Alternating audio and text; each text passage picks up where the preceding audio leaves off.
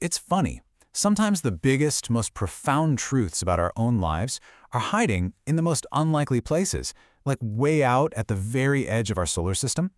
Today, we're going to connect the dots between a century-long hunt for a planet and the simple, powerful wisdom of a life well lived. Okay, let's get into it. It really all starts with this one kind of strange question. How on earth can the story of Pluto, this distant, icy world that was discovered completely by mistake, hold up a mirror to our own search for peace and meaning? So, our story doesn't begin with a person. It begins with a puzzle, a cosmic mystery that had the greatest minds in astronomy totally stumped for decades. Right, so after Uranus was discovered way back in 1781, scientists did all the math to predict its orbit. But it just wasn't cooperating. According to everything they knew from Newton's laws of gravity, it should have been moving one way, but it kept wandering off course. It was as if something huge and invisible was out there pulling on it. This phantom object got a name, Planet X. Now, for the astronomers, the answer seemed pretty straightforward, and more importantly, it was external. There must be some giant hidden planet out there, a ghost in the machine causing all the trouble. So, naturally, the hunt was on. And this hunt for an external cause, right, for something out there to blame for the problem they were seeing, it would go on for nearly 100 years. And, well, it's a pattern that might feel just a little bit familiar to some of us. First, they found Neptune, which actually explains some of the wobble, but not all of it. A little mystery remained, so the search continued. An astronomer named Percival Lowell dedicated the end of his life to finding Planet X, and after he died, a young, super determined 23-year-old named Clyde Tombaugh picked up the torch, spending night after night comparing photographic plates, just looking for one single tiny shifting point of light.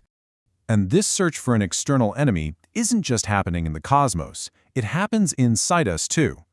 While astronomers were scanning the skies for a ghost planet, a man named William was living his life doing the exact same thing. He was convinced the world was against him, and he spent decades fighting a ghost he could never seem to beat. He saw enemies everywhere, in his boss's short emails, in a stranger cutting him off in traffic. In psychology, this is what we call projection. He was absolutely sure the problem was out there, but the ghost wasn't in the world around him, it was inside of him. It was the memory of a traumatic childhood that had taught him the world was a dangerous place where you had to fight or you'd get crushed. Okay, now let's jump back to the observatory, because the ghost hunt was about to have a massive breakthrough, or at least, that's what it looked like. After all those years of searching, there it was, a tiny dot that had shifted between photographs. This had to be it.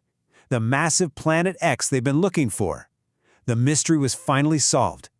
The whole world celebrated, and an 11-year-old girl in England actually came up with the name Pluto for the Roman god of the dark underworld. But here's the thing. The entire celebration was based on a flawed idea.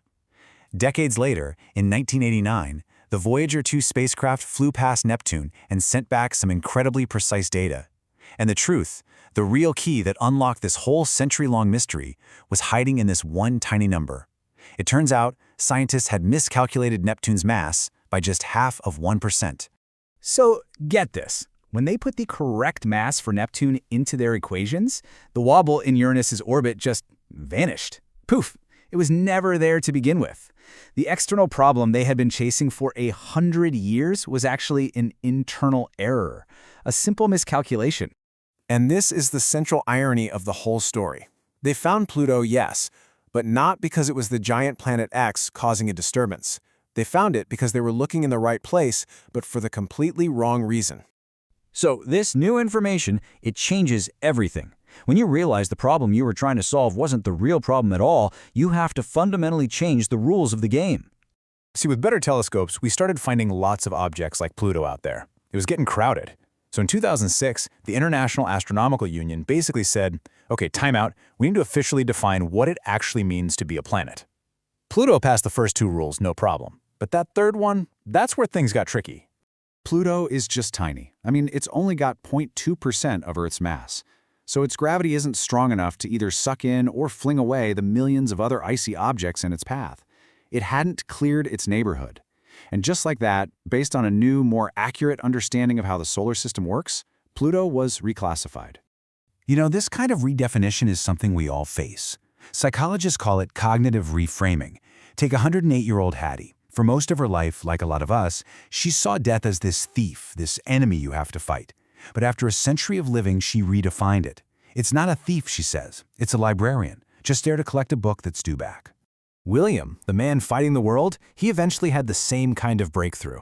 For years, he blamed all these external triggers for his anger, a spilled glass of milk, a simple question from his wife. But he finally understood those things were just tiny sparks. The real problem, the actual source of the explosion, was the decades of emotional gunpowder, his own fear and insecurity that he'd been carrying around inside himself. The explosion was never about the spark. It was always about the bomb he had refused to defuse. So what happens when we finally stop fighting ghosts? When we redefine the problem and actually look inward, we don't just find peace, we find our proper place in the universe. You see, Pluto wasn't demoted.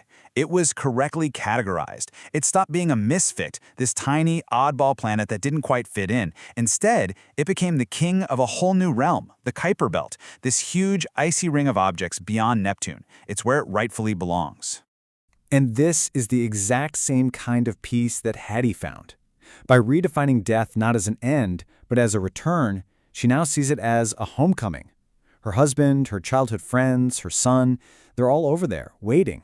She isn't being kicked out of her home. She feels like she's finally going home. And that's the thread that ties all of this together. The astronomers looking for Planet X, William fighting the world, Hattie making peace with her final journey, they all, in their own way, learned the very same lesson. The wobble isn't out there. The war isn't out there. The thief isn't out there. The answer is, and always was, an inside job. And that brings us to Hattie's final, beautiful, and profound challenge. She says the people who are most scared of the librarian coming to collect their book are the ones who never really opened it. They kept it pristine on the shelf, terrified to tear the pages or spill coffee on the chapters, or even just crack the spine. And now, at the end, they realize they never read their own story. So the question she leaves for all of us is a simple one. Are you reading the book of your life, or are you just trying to keep it clean?